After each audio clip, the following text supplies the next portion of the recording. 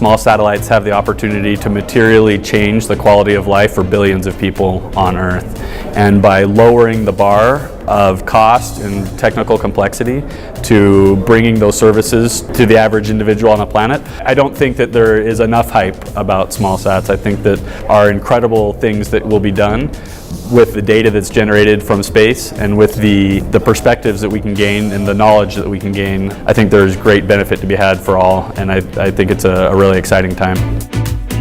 So this is a global organization where we work together with partners from around the world to be able to come up with a framework so that the interests of small satellites and this commercial new market can be protected, both from a regulatory perspective as well as from a coordination perspective. There are many purposes, but one of them is to really ensure that we're collaborating together so that we can merge our voices so that we have a seat at the table when it comes to the larger regulatory bodies that govern how satellite services are licensed,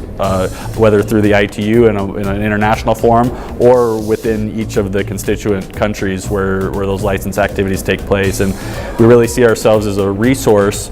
for small companies or for small satellite operators to come and get information and support, and then also an opportunity to bring together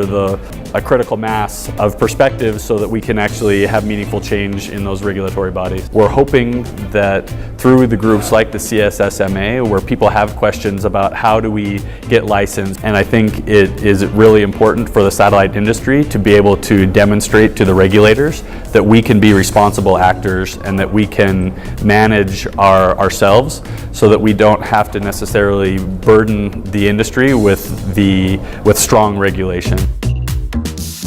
The biggest need in the market right now is not for new satellites and new sensors and new technology. It's for someone to successfully build the platforms that are going to bring the existing data to content developers and app developers and people that have nothing to do with GIS information systems or other things, but where they can see the benefit of having real-time data about the planet incorporated into their business models. I think that's when we're going to see real success, and I think that that's the big piece that's missing right now are companies that have demonstrable commercial success monetizing this data that's being generated. It's a challenge that has existed since the beginning of Earth observation, where there has always been more data available than the capacity to consume and turn that data into information on the ground.